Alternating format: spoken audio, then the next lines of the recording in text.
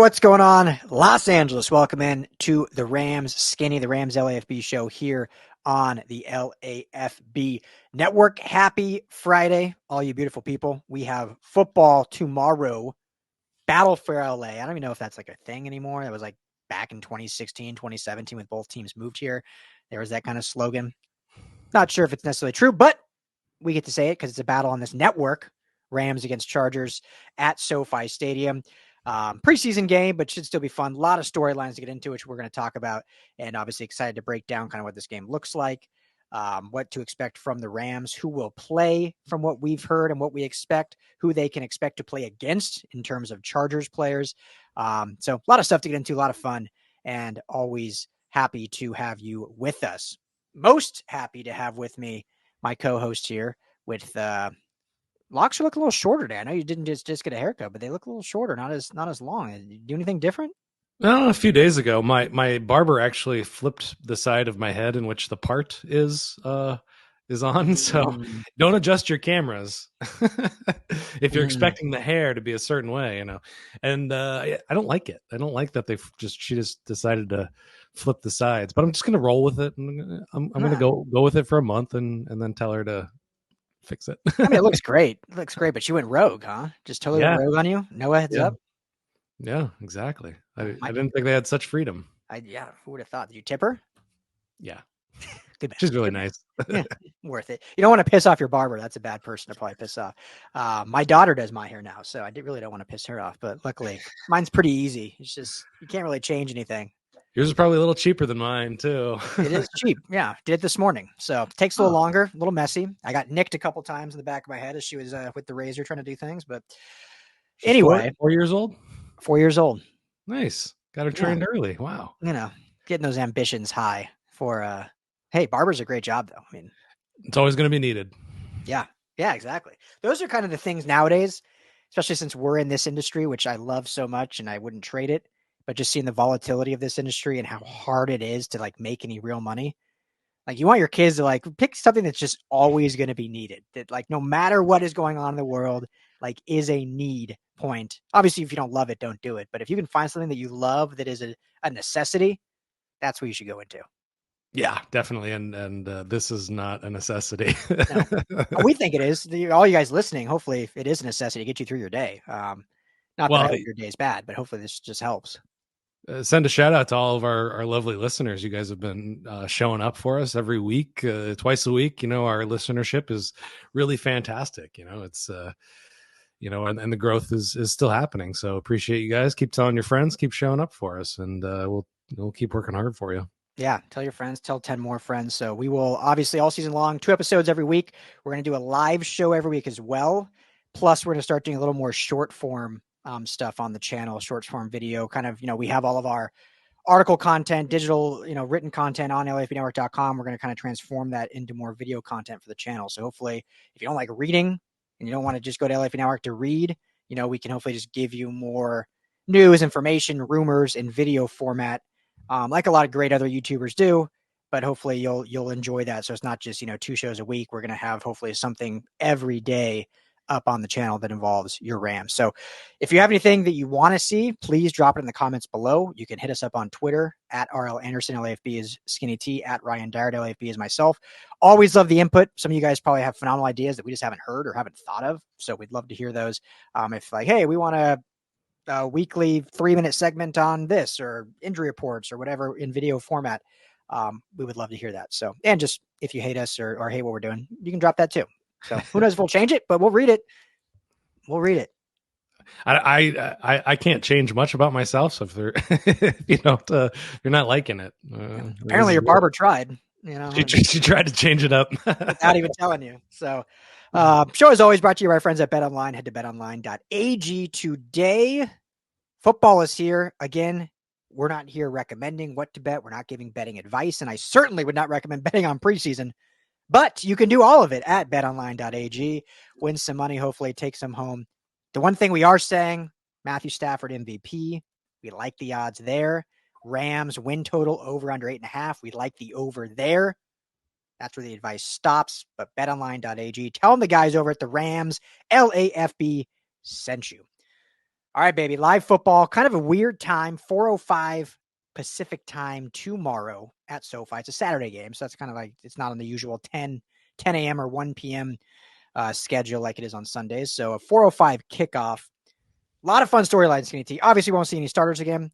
But first, before we get in the game, new addition to the Ramley. Rams did add a new player on the defensive side of the ball this time.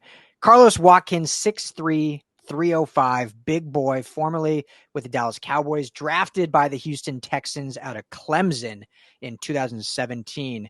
No real injuries on the defensive line. So what does that tell you, Skinny T? First, what do you think of this addition? But what does that actually mean, kind of the way this coaching staff is kind of thinking of that defensive line room? Yeah, this is something that we've been asking for since Aaron Donald's retirement, maybe even before that, some additions of experience and size on the defensive line. You look at a guy like Braden Fisk, you look at who else is starting over there? I just totally blanked on it. Laurel Murchison, Kobe Turner as well. Under 300 pounds. So this is adding that heft that we want to see, but it's also adding experience. You're looking at those starters. Braden Fisk is a rookie. Kobe Turner, second season. Bobby Brown hasn't played a ton. So yeah, it's experience and size. And, in terms of what it means for some of those guys, I think that, we've seen them add bodies to rooms that have had injuries, like you were saying.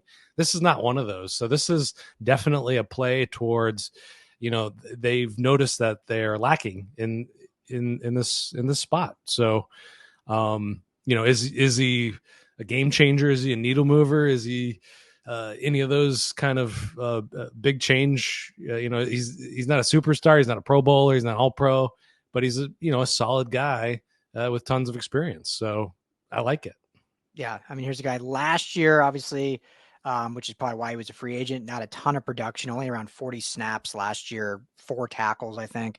22, though, did have roughly 180 snaps. So much more involved with the defense in 2022.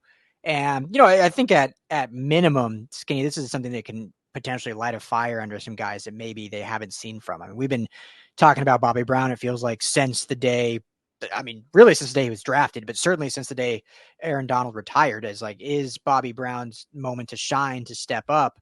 And, if we're being just blunt, I don't know if he's totally seized that opportunity yet, whether it was effort, whether it's work ethic, or whether it's just maybe not fitting into his role quite seamlessly. I mean, there could be a number of options. Don't want to totally say it's a work ethic thing, but seems like for a guy that was kind of given the keys to take over the middle of that line, even though he played more as a D tackle and maybe doesn't fit truly as a nose or whatnot, certainly has the opportunity to do that and just hasn't done that. Maybe this signing will kind of light that fire of like, oh, this isn't just my job. Like, there's going to still be a competition. I have this young rookie in Braden Fisk who's hungry, working at it. I have these other vets like Laurel Murchison, who was re-signed, that is hungry and wants to be here. Now that it's brought in this other guy who didn't play much last year, but has a lot of starts, comes from the pedigree of Clemson as a 4th-round draft pick, and maybe he wants to push me. So I think at the very minimum, it'll push guys like Bobby Brown, not just him, others too, but push guys specifically like Bobby Brown, like, hey, this is not your job. We are giving it to whoever plays the best and earns it. It's not just yours because you're in your 4th year and you have potentially the most talent and size on this spot, but we need the best player, the one that's going to work and be the hungriest to do it. So maybe that's a little residual factor from the signing. Yeah, no, it's so true, because you look at that interview that our guy Nico did with him out at Rams training camp, and some of his answers, Bobby Brown's answers about his role on the team and where he sees himself this season. He said something like, I want to prove that I'm one of the best defensive tackles in the league, and that I can get into the backfield and I'm a problem for offenses, I think is how he put it. He's never shown necessarily to be any of those things. And also he stated that he had learned more from guys like Aaron Donald and N'Shawn Robinson, who play kind of on the 3 techniques and that place, rather than, it seems, where he should be is nose tackle. So we were looking at Carlos's snap counts before this, and he's not a nose. So that means that is where Bobby Brown is going to be playing most of the time, probably, with Kobe Turner maybe moving inside and outside and flipping around in there. But yeah, all good things. It's all, if this is what pushes Bobby Brown to meet his highest potential, that's totally worth it for this signing. Yeah, slam dunk. Yeah. If you want to see that full interview, it's up at LAFBnetwork.com. Have the full transcript there of that exclusive interview with Bobby Brown. And yeah, just putting a bow on that. The thing that I took out of that the most, that interview, was it was a one-line answer, which a lot of his were very, very short answers. It's after training camp. He's trying to just get through these, which I get, respect. But basically I just need the opportunity was the quote. Just need the opportunity. We don't know what goes on behind closed doors, but this feels like he has every opportunity available to be the guy. Like this offseason, this season is his opportunity to prove that. Before I get it. You're behind Aaron Donald. You're behind some other big name guys and guys that have proven themselves. And as you mentioned, he says in the interviews, he was more as a D tackle in the early years than he was the nose. So he wasn't beating out Greg Gaines or whatnot like that. He was trying to go up and compete with Aaron Donald and Ajon Robinson and Brock. Well, did Brockers leave before he was drafted, or was he a rookie? Maybe somewhere in that time frame. Well, now there's nobody, right? Kobe Turner's definitely your starting D tackle. Outside of him, the defensive line is a blank canvas, essentially. Yeah. So he has his opportunity. Now it's a matter of if he's going to go get it, if Carlos Watkins is going to take it, or if that's going to be the push he needs to go and seize it. Yeah, I mean, I can't really say it much better than that. I mean, you think about Kobe Turner can move inside and out. He played a lot of nose last year. Braden Fisk is not going to, he's going to be, more of a defensive end, tackle than a nose tackle for sure. So, I mean, he better get used to learning from those interior guys more than the guys that are further out than that. And he's getting not to harp on Bobby Brown any more than he needs, but I mean, we've said all those words about Bobby Brown already. Yeah, and I know I said put a bow, but last thing, because you hear all the praise, Tyler Davis is getting a lot of praise from this coaching staff, rookie, certainly, of the intensity, the intangibles, the work ethic he brings, just being in the right place at the right time. So I mean, he alone is pushing Brown, and we'll see in this game, which now that's a good transition into the preview with the Chargers. I'm sure we'll see a lot of Tyler Davis, and he's been exciting. He's become kind of one of those camp darlings a little bit, and you got to see him a little more firsthand when you were there. But it seems like he's even taken off more in the last week to 10 days, maybe even more so in the beginning of camp. But a guy that the coaching staff seems extremely excited about, and so he's maybe that guy that seizes this opportunity of having this blank canvas, and it's I don't care if I was late draft pick, undrafted, free agent, whoever, I'm going to go take this job and not look back. And it certainly seems like he's doing that. What has been your thoughts on Tyler Davis? Yeah, no, you're really right that he's really come on over the last few weeks, I would say. Started off a bit quiet, but that can be seen as a good thing where he's studying, he's learning, he's putting in the time and the reps and learning all the fundamentals and learning the defense. And, now that he's got that kind of downloaded, it seems like he's ready to move into a bigger role on the team. Again, the 6th rounder. Clemson, another Clemson. Yeah, there we go. I think, he's ready. He's going to play a lot in this game, which means he's not in that starter kind of idea, but this is a guy you can see moving into the rotation very quickly, depending on how things with Laurel Murchison work out, and Desjuan Johnson, how it works out with him as well. Laurel Murchison in particular did not play specifically terribly well in that first game, where every other pass rusher and defensive lineman was kind of eaten against the Dallas Cowboys.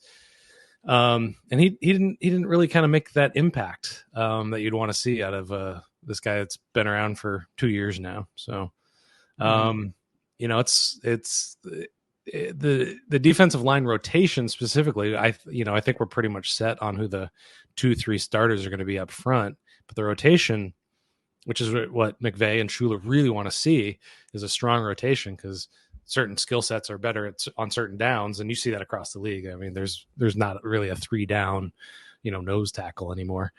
Yeah. The days of Ndamukong Suh are over. Yeah.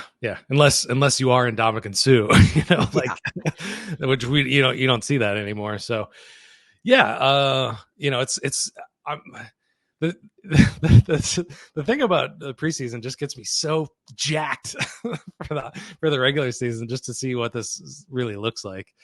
Yeah. And I'm, coming out of that first week, I was so excited about this defense, just because so many guys were playing with their hair on fire from depth, and that's incredible. And we already know that Jared Verse is going to play like that, and Braden Fisk is going to play like that, and we saw what Byron Young could look like and Kobe Turner. And so it's, if these guys are just pushing each other, like we were talking about, like, I'm so excited. I'm so excited for this defense, it's been a while since I've said that about a Rams defense. I'd been saying, like, just be the 16th best defense. And yeah, now I'm going into it with a bit more optimism that maybe they're, 14th or 12th or something.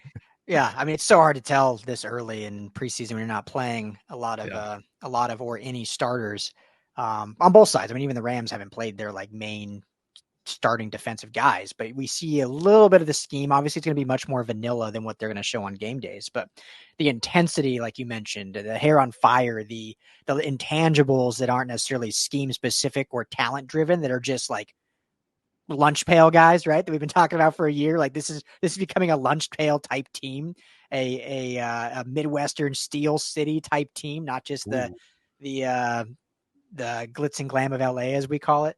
So I think that is what we're both really, really excited for, and seeing the types of players that has added, seeing Chris Shula and his fired up approach and what he's brought. And, that was still a big question mark, because it's not been a regular season game yet, but certainly has been checking every box along the way.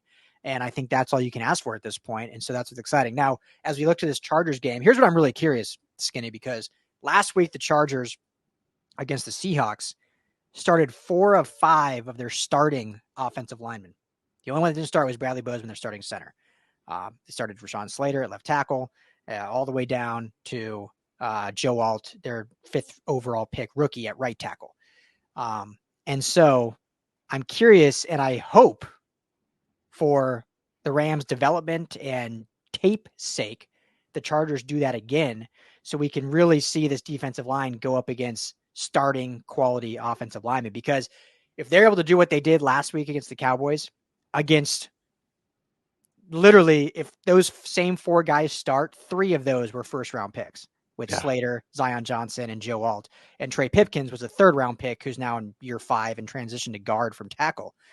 You're going up against 3 first-round picks, and if the Rams defensive line, then again, we won't see Kobe Turner, we won't probably see Jared Verse, we won't see Byron, we won't see all their actual starters, but if their backups can do some damage, just imagine when the ones, I mean, that's got to be really exciting. So what are you hoping for we see from the Chargers offensive line, and what will it mean if they really do show out again? Well, we were talking about the Rams defense. The Chargers defense looked pretty phenomenal as well, going up against the Seahawks. We'll get to. But yeah, they kept all 4 of those starters in there for 2 series, and Joe Alton for the entirety of the first half. And it just shows like a very different kind of mentality that Jim Harbaugh is approaching this season with than what Sean McVay is approaching it with. And, I'm not going to say one is right or one is wrong. I mean, obviously you don't want guys going down with injuries in a game that does not matter at the end of the day. But it's going to provide a much more realistic version of what this defensive line is going to look like. And if that's just for 2 series, like, I'm going to be watching those two series pretty intently, specifically just to see these matchups. Because like you said, not a Rams starter is going to play, and key backups don't play either. And so, it really depends on just how aggressive Jim Harbaugh wants to get. And he's one of the most competitive people in the world, probably. I mean, he puts some of these other NFL coaches to shame. I remember he got, I think it was Jeff Schwartz. He patted a little too hard on the back after he beat him up one day in Detroit. And, they had words, and, Jim Harbaugh is cut from a different cloth. And the way he's approaching this preseason is, might be a bit of an eye opener for Sean McVay. But that said, the Chargers offense looked terrible. They didn't get a first down until 4 minutes left in the first half. Yeah. So even with they didn't play in really any of their starting skill positions, but starting offensive line for sure. And they just could not get it done. So yeah, I mean, Easton Stick made Stetson Bennett look like a Pro Bowler almost. Yeah. That's hard to do with 4 interceptions. Well, and they also played Max Duggan and Luis Perez. They did a triage of quarterbacks. So I'm curious what we'll see in this one. I assume much of the same. Even if Herbert was healthy, you would think he wouldn't play, but he's still, nursing his injury out of a walking boot now. We have heard, so not in the walking boot anymore, but he's still questionable for even week 1. I mean, that's an injury that just lingers forever. Same injury that Peyton Manning had back when the Broncos won the Super Bowl and kept him out for 8 weeks of the regular season. Even when he came back, he wasn't fully healthy. So those injuries are, not to be the downer for any Chargers fans tuning in randomly, but they linger. They don't just go away, in a 4-week period and you're good to go. So, we'll probably see, Easton Stick, Max Duggan, and Luis Perez, I'm sure all 3. And so this Rams, defense obviously did really well against Trey Lance and the very few snaps we saw from Cooper Rush last week. So similar style of play in terms of ability. When you look at Easton Stick and Trey Lance, both have, decent ability to escape the pocket. Very different. Trey Lance was 3rd overall pick. Easton Stick was a 7th round pick. But ironically, both went to North Dakota State, right? Trey Lance was the successor of Easton Stick at North Dakota State. So fun fact that probably everyone forgets. And he preceded by Carson Wentz, wasn't he? Carson Wentz, yeah. Yeah. They had a nice little run there. Yeah, nice little run of QBs, which is wild. How this defense, I think, look, I'll just be blunt. Like seeing what the Chargers offense looked like last week and seeing how the Rams defense looked last week, like this should be another under 10-point game for the Chargers. I think the Rams can hold them under 10 points, regardless how many starters play for the Chargers. The curious thing about the Chargers is, I think we were talking about this ahead of, 8 new starters on offense, potentially 8 of 11. That's pretty incredible. And, they're tasked with replacing Keenan Allen and Mike Williams. And this is kind of a ragtag group of wide receivers where there's some interesting potential and some interesting traits on it. But, three rookies vying for positions. Quentin Johnston, who had a terrible rookie year, maybe one of the worst rookie years of any first round pick, excluding maybe Ryan Leaf. And love Ryan Leaf. He always wants to come on the show when we're out at Super Bowl Radio Row, so can't say anything bad about that guy at all. Yeah. And the bad thing about having such terrible quarterback play was that they have no idea. They can't really assess any of those guys at wide receiver at this point. So it's all still a mystery. So and like you're saying, the Rams defense should shut these guys down again. Those outside those first 2 series, which will be interesting. I think they're going to get to the quarterback a lot. Yeah. Who on, and you did an article on this, because before we jump over the offense, like who on defense are you kind of most looking forward to, or you think has either the biggest opportunity or potentially can do the most harm or damage to their stock in terms of making the team or even just being like a fringe starter. So who are you kind of looking at on defense? I mean, I'm looking straight at the edge room just because all of the sudden, after that first week, they've got guys that are looking really good. Nick Hampton played 21 snaps and got 5 pressures. That's incredible. That's a quarter every fourth snap he's getting to the quarterback. Yeah.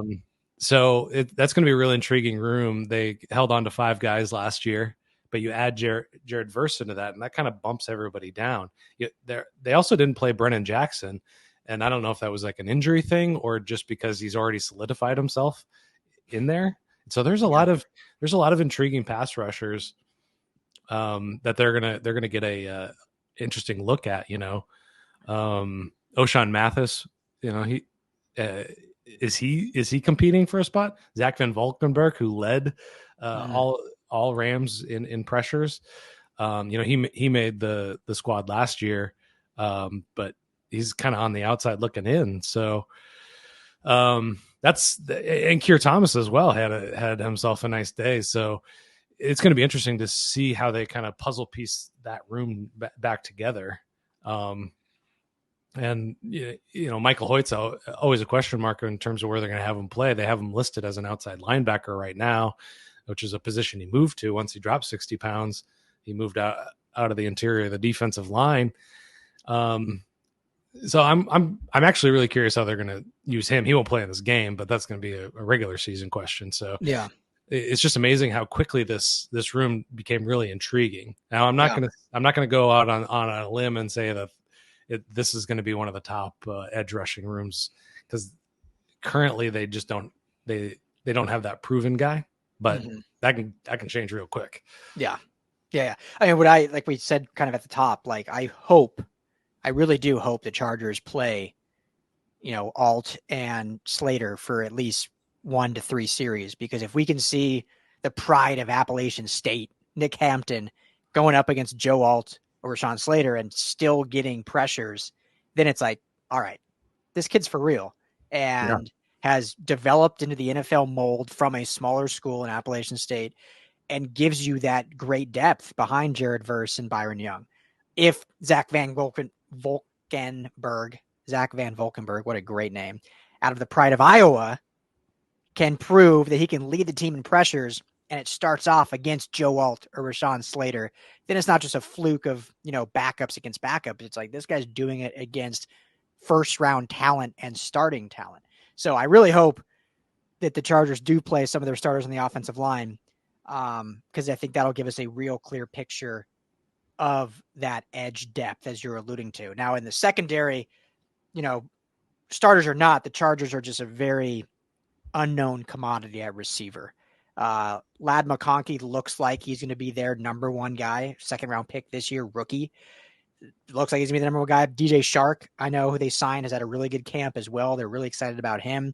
Quentin Johnson, we've been hearing, has improved in camp, but we'll have to see that on the field before it's truly solidified. They got our guy Brennan Rice, as an undrafted or a 7th round rookie out of USC. Always rooting for him. We'll always root for him. We'll see him a lot, but I don't think there's anything we can learn about the secondary going up against this receiving group, because we're not going to see McConkey. He's hurt anyway. We're probably not going to see DJ Shark. Like, it's going to be their bottom end receivers, which are already probably more bottom tier in the NFL, no disrespect intended. So I don't think we'll learn a lot from our secondary. Now, if they get torched, that'll be telling, I think, but I don't think we'll get to that point. So I think this is more of a game to see what that front 7 really looks like against maybe starting offensive line getting some reps, and then against this rushing game that I'm sure we'll see employed, specifically because their offensive coordinator, Greg Roman, really leans into the running game regardless, unless they're really just want to see what they have in their backup quarterbacks and they just air it out a ton because they don't have a great room and they just need to do as much analysis as possible before going out and getting someone else. Yeah, and to that point, they're not going to play Gus Edwards or J.K. Dobbins. They're kind of de facto dual threat backfield. They're both listed as the number 1 running back, which I love when teams do silly things like that. But not the point. But I did see that Lad McConkey and Josh Palmer are both going to be playing in week 2. So we'll get a chance to see Lad McConkey going up against whoever's in the slot in this game, which could be interesting. But the quarterback's got to get the ball out of his hand. That's number one. Yeah. So they are okay. I didn't see that yet. So they are going to be playing. Yeah. Wow. Yeah. So yeah, Harbaugh really. I mean, there's no solidified starting receiver, so he kind of has to. I feel like. Well, and that's kind of my thinking is, coming out of that last game, they said, we're not we didn't scheme up a lot of stuff, and I'm kind of looking at them going, maybe you should try to do that so you can get a sense of what you have on your roster in kind of a game like scenario. So yeah, and I still like. Coaches all the time say like they don't like the preseason. They get way more value in these joint practices and yada yada yada. And I get that to an extent because they can do things that aren't seen by the world. Like they can test different schemes out, and yeah, the other team will see it, but it's not like they're on camera. So I get that, but like preseason is still a live game scenario. Like you go to the stadium, your walkthroughs feel like a normal game. Like you're in the locker room, you give your pregame speech, you have your halftime. To me, there's still value in that, in finding things. And so maybe it's just all coaches speak and they try to play it off like it's super like meaningless, which it is obviously in the score column. But I think there's so much value that either they're devaluing or just flat out kind of lying to us to downplay it, because that's like your first game scenario. And especially when you have an entire new staff, entire new scheme as the Chargers do. A lot of rookies. Yeah. It's like, you got to do some things to like see what you got. Yeah. It's like Jordan Whittington. I mean, they put him out there and they found out that, he's a dude. So before we move on to talking about the offense, one of the big pieces of news is that Aubrey Pleasant is going to be playing head coach for this game. And Sean McVay is going to be in the booth more, or, like everybody loved it when he was doing the shtick with Mina Kimes and is it Andrew Whitworth out? Yeah, he was calling that game. Yeah. Or was it Aqib Talib? I think it was Whitworth. I can't remember. Yeah, it was Whitworth. Yeah. Which, it's fun to see, but, I was kind of under the impression that Sean McVay was going to be sticking around for a bit longer than, is he getting the media bug again? And already getting his reps in the booth, huh? Yeah. A little scary. But how cool is it that Aubrey Pleasant gets to call this game? Yeah, in some form or fashion. I don't. Maybe Mike LaFleur is going to run the offense, and Chris Shula will probably still run the defense. I imagine, calling the plays anyway. Yeah, but how cool is that? It's so cool. We've said a lot that this organization, I think, really does a good job of creating opportunity for their own, even if it's not within their organization. Like they definitely spotlight their own people to get better opportunities, and they don't try to just hide them away to keep them, in their cupboard and make sure they're staying, as relevant as they can. They're like, hey, if you're a star in this field, even if it's not with us, if we don't have the opportunity, like we want you to get your opportunity somewhere. And I think they've done such a good job of that. McVay's always highlighted and spotlight that. And this is just another example of that. He did that obviously for Raheem Morris last year and whatnot, and has done it for others. And we've seen how everyone knows how many coaches get plucked from this Rams system. And for the most part, most of them all have fairly good success. I think some of them have really good success. And I think it's a lot of it has to do with the empowerment they receive from the top all the way down, and whatnot. So what I'm curious to see is McVay going to be in the booth? And have you heard this the entire game, or is it like a stretch? Like, is he literally like, I'm not even coming to the stadium with like coach's gear on. I'm just showing up, doing the media call, and I'm in the booth all 4 quarters. Have you heard that? I actually haven't really looked into it all that closely. Yeah. I just saw that this is happening, and it's a preseason game, so it doesn't matter. It's just cool that they're doing it. So I'll look into that a little bit more. But I mean, we'll find out in like 24 hours. So yeah, exactly. So yeah. But yeah, I mean, Pleasant was in the running for the BC job as well. Mm-hmm. So curious as to how long he's going to end up sticking around. Hopefully McVay, this isn't a harbinger of what's to come for McVay in the near future, that he's finally going to hang it up. And hopefully it's just a little wet your whistle in preseason, and that's all. And he still has 5 to 10 years behind the bench. So I do always, not to stir the pot at all, and then we'll get to the offense. I do always wonder, like, so he made Chris Shula his DC instead of Pleasant, but then now giving Pleasant the opportunity to be the head coach on this game day.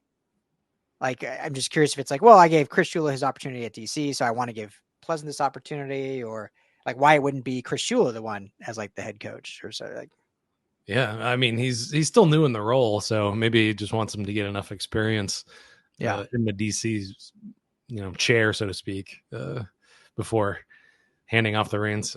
I mean, yeah, who knows? Why allow anybody to do it, really, other than just allowing some good experience for a great coach. Or it could have even been too. Again, we don't know, so no one quote us. It could have even been maybe he asked Chris Shula and Chris Shula said, "No, I need to like dial in being defensive coordinator, so I'm sticking with that." And then Aubrey Pleasant was like, "All right, well, let's let Aubrey do it then," because obviously he has tons of respect for all of them. So it's not like one guy's way above the other, especially at this level. It's all real relative. It's just it's minute little things. And I think I can't remember if I don't think it was Aubrey Pleasant that said this, but it was someone else. Maybe it was an anonymous person, basically said the things you don't know about the head coach are all the little minute things, like meeting with the refs beforehand, doing your media calls throughout the week. You have to do with like the broadcasting partners. It's not like necessarily the football aspect. Like none of that changes a ton. Like when you're with the guys in the meeting rooms, like that's all pretty much the same. It's like the CEO stuff, the admin crap that the head coach has to do, that if you're a coordinator, okay, I'm probably answering my question. If you're a coordinator, there's so much you have to do as a coordinator in calling that side of the football that you don't also want the job of the CEO or the head coach. And so that's why these play calling head coaches have so much responsibility on them. And when you see coaches get fired and interim coaches, a lot of times the interim coach is either a special teams coordinator or one of the position guys, just because they don't want to add more to the already coordinator job. So yeah, well, and to tie it all into a nice little bow, Giff Smith, who is now with the Rams, was the interim head coach when after Brandon Staley got fired, who also was a Rams coach. Whoa, we're just getting down the rabbit hole. Let's go to the offense. Yeah, let's get out of this. Yeah. But hey, shout out Giff Smith, because of how good the defensive line looked last week. Let's see if they can replicate that, because a lot of talent, and Giff Smith should get a lot of credit for that with these young guys and seeing what he keeps doing, developing. So look at the offense now. So first, before we even get to the offense, Matthew Stafford, tight hammy, needs to rub that out or whatever. Like, concern you at all, or are they just being way overly precautious? Both. I find it both concerning, and I think that they're being very cautious, which I think is the correct way to go at this time in the year. He's played a lot of football. He knows this offense really, really well, so I'm not concerned with that. He's not losing time. He's not losing time to build chemistry with receivers. This is Stetson Bennett's time. To shine. But also, soft tissue injuries, especially hamstrings, can be finicky, and they can go away and come back up. And Darius Williams we haven't heard much about Darius Williams. I don't know if he's practicing yet. I haven't seen that specifically that I remember. But he had a hamstring injury as well early on in training camp, and seems like he's missed a lot of time. So these things can be finicky. They can be hard to diagnose and fix. And so I'm glad they're handling with abundance of caution, but it's not a minor thing. Yeah. He's got to move around. Yeah, I mean, it's a good point. It's not, again, I'm not concerned about it yet, just because we got a long ways to go still. Nothing severe. The guy's tough as nails, but to your point, these soft tissue injuries can pop up often throughout the season. They don't just like go away. So tight hammy at his age, it could pop back up. Hopefully it's nothing that they got to worry about, and he just, chills out, watches some film, and is ready to go week 1. We'll obviously keep you posted on that. But for this game, first of all, I hope it's 4 quarters of Stetson Bennett again, because I think we need real evaluation. And we got some of that last week, some ups, a lot of downs, ended with an up.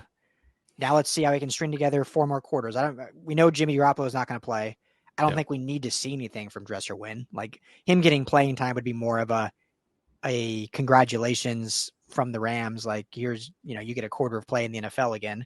No disrespect, but I don't think there's anything we need to see out of Dresser Wynn. So they need true evaluation of Stetson Bennett. Obviously, they have joint practices. They've seen him in training camp, but real life, like we keep saying, these are live game reps against real competition of guys scratching and clawing to make a roster. So you're going to do everything they can in order to win this game, even though it doesn't mean anything in terms of the wins and losses column. So let's start with that.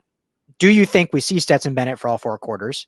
And how important do you think it is for him in his not just future in the NFL, but future with the Rams? Yeah, I think it's of the highest importance. It's probably the number one thing they need to come out of this preseason with is an understanding of where he stands right now and where he is with his development. So, we've never really pegged him as the future of the franchise, but they need some stability at this position as Stafford continues, as we all do, moving forward, getting older, and they haven't had the stability. They haven't had the guy back there that they trust to put in a must-win situation. John Wolford was kind of seen as that guy, but never really proved to be that guy. And I mean, they can keep rolling the dice, but they drafted him for a reason. And I think primarily the reason was, we can use this guy as a sufficient and competent backup behind Matthew Stafford. So they got to figure out, what they got in him. I've been saying it all off season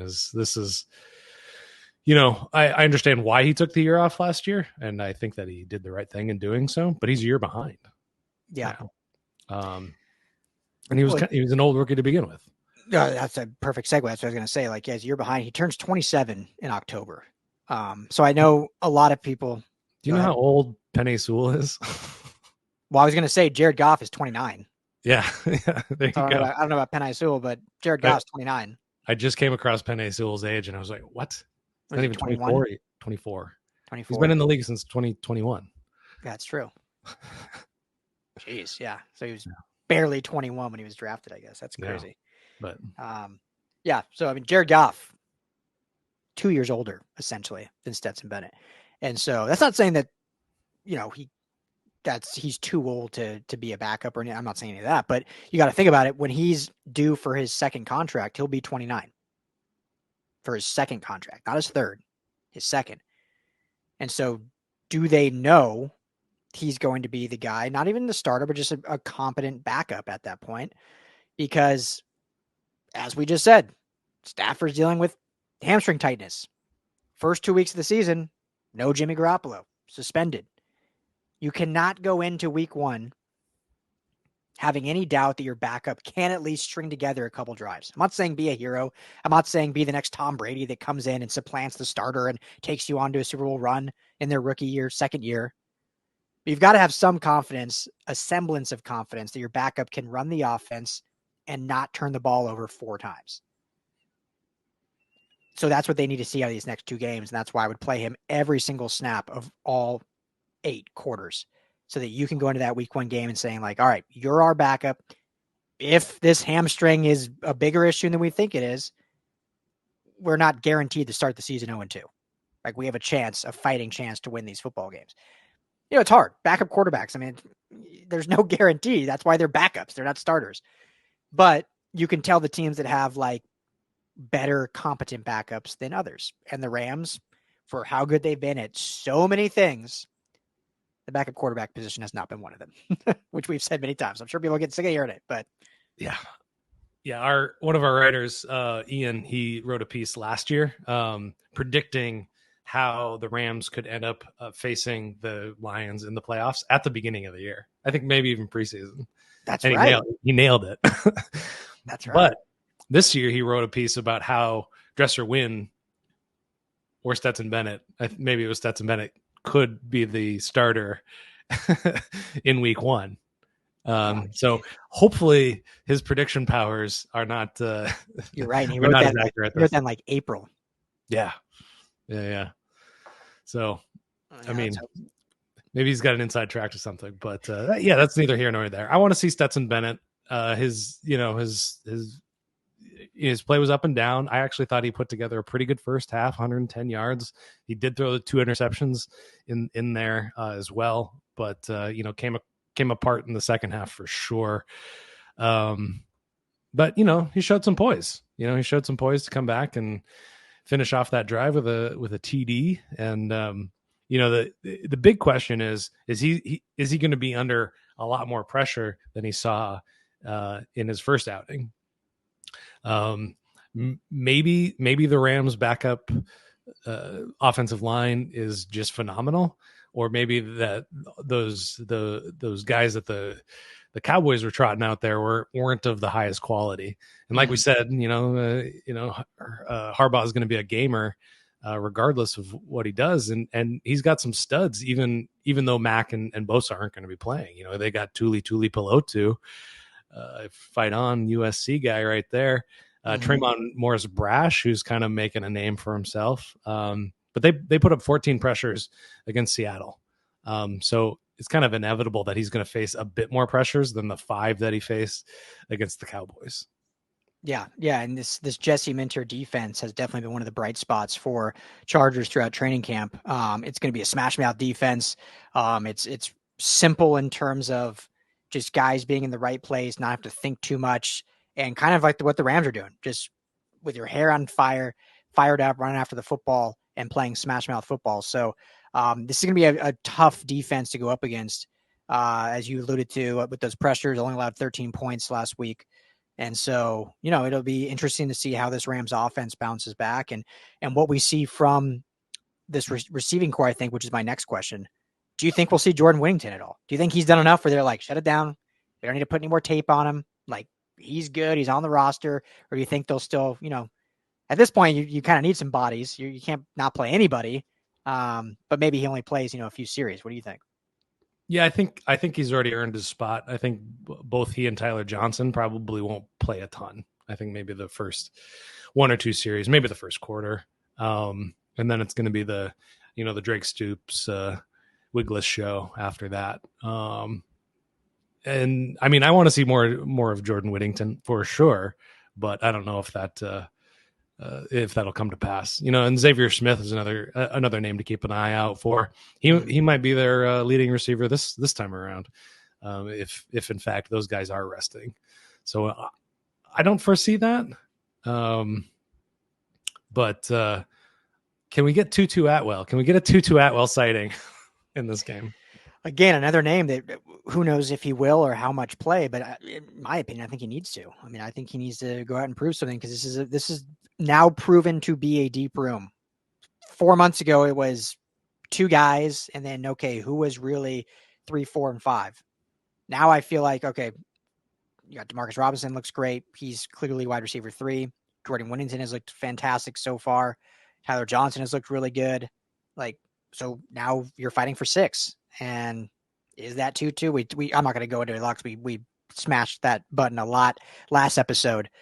But going up against this Chargers secondary that I think is going to be a formidable opponent. And certainly, we won't see Derwin. I don't think we'll see Alohi Gilman. I wouldn't think we'll see Asante Samuel Jr. But they've got a lot of talent and some young rookies, I think, that are out to prove something.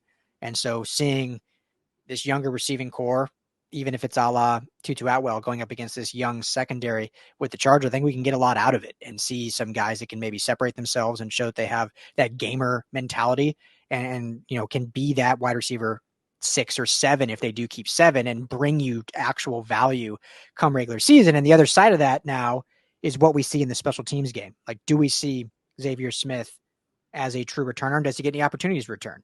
Is he basically slotted as, okay, cool, that's our return guy, plus he can do some receiving work?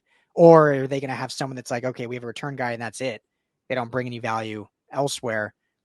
That's what you always need to find, that fine line. So curious to see what they do in that regard. Well, now you're getting me all excited about special teams, man. Now you can't do that to me. What a way to end the show. Skinny T fired up on special teams. Yeah. So again, just thinking about the regular season, Sean McVay said he's not going to show any of his hand in terms of their strategy around the new kickoff rules. So that's unfortunate. But I understand why.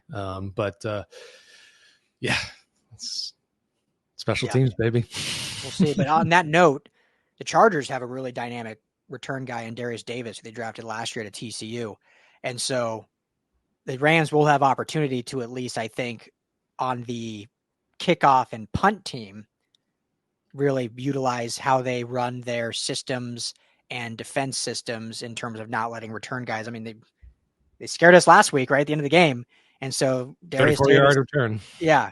Darius Davis is, I think he had a return touchdown in his first game as a rookie last year, right in the beginning of the season, returned one and lit everything on fire. So certainly can do it, has burning speed. So it'll give the Rams good opportunity in that regard, which they gave up quite a few bad returns last year to really train on that. So we probably won't see a lot in terms of the return game, but in the kick game, I guess you could say, we will see opportunity for them to show some. Because I think the Chargers they're kind of just going all out. And even though they said we didn't scheme anything on offense, I think they'll scheme stuff elsewhere. Yeah, definitely. He's a gamer. Harbaugh's coming out firing. Yeah. Should be fun, though. It's always fun when these two teams play. I like that they do it every preseason. I wish we talked about this, I want to say a year ago. Like, I wish they would just make it a yearly game. Like, I know they have their schedules where it's you play two divisions, then you have two non-division that you just play based on strength of schedule, yada, yada. But one of those two should be Rams Chargers every year. Like, I want this to be a more recognized rivalry, I guess. Well, I wrote a whole article about just kind of a thought experiment of trying to recreate regional rivalries. Yeah. And obviously LA and LA, but there was other ones that were close by, these teams that never play each other, like Miami and Tampa Bay. They play each other every 4 years. They should change that. And imagine it could, the year that they're supposed to play the AFC West, they would just play the Chargers twice, which would make it like this divisional thing, which would be freaking hot.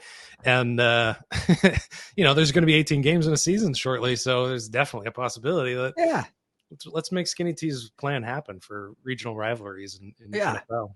Like, why not? Yeah, especially if they are adding an 18th game. I mean, I know Dodgers and Angels only play, that one series a year, but everyone loves it. It's a fun LA, the Freeway series, right? Lakers and Clippers don't play a ton, but they play a good amount. I mean, they're in the same divisions. They play quite a bit. That's always fun. Ducks and Kings is always fun when they play each other. Like, right? And those are different in the same division, obviously, both the NBA and NHL teams. But I mean, I don't think there's any reason why it can't be every year Rams Chargers. Like, why not? Why not? Well, just like Niners and Raiders. Well, not anymore. The Raiders aren't in the Bay, but that should have been one every year. Yeah, I connected all 32 teams, 16 different regional rivalries. The pieces out there. It was a lot of fun to write, but the old AFC West rivalry, Seattle versus the Broncos. Yeah. I think that was one of the first NFL games I went to. John Elway versus Warren Moon, Broncos Seahawks. Nice. Pretty sweet. That's a good matchup. That's a great matchup. Great matchup. Throwback. An old Mile High in Denver. So we'll wrap up with that. Good way to end. Who do you again, these score predictions mean nothing in preseason, but who are you taking in this one? I'm gonna go Rams 13-12. Same score. All right. I'll go Rams as well, but I'll go 14-10. Two tutties for the Rams. 14-10, and they hold them to that 10 points.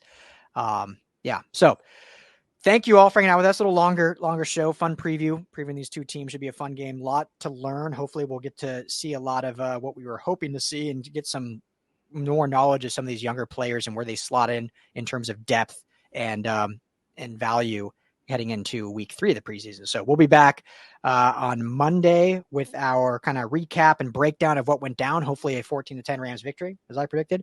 But thank you all for hanging out. Everyone enjoy the game. Saturday, 4:05 kickoff, not Sunday. So a little different. Saturday, 4:05. It's on ABC. Or just check your local listings. I'm sure it's anywhere you can find, or NFL. ABC? What? I know. They have NFL games this year? Right? Weird. It's all over the place. Amazon, we got ABC. Man, weird. I mean, I think that might even just be the national broadcast. Maybe locally we watch on like not ABC. I don't know, but you'll find it. Everyone will find it. So, yeah, everyone enjoy. If you want to find us on Twitter, at RL Anderson LAFB, Skinny T, at Ryan Dowd LAFB, at LAFB Network is the main account. If you're on YouTube, Rams LAFB, please hit that like and subscribe. And obviously the website, LAFBnetwork.com, or on podcast platform, Rams Skinny is where you search anywhere you get your podcast. Skinny T, thank you as always, my friend. Thank you all for hanging out with us. Enjoy the game. Talk to you all in a few days.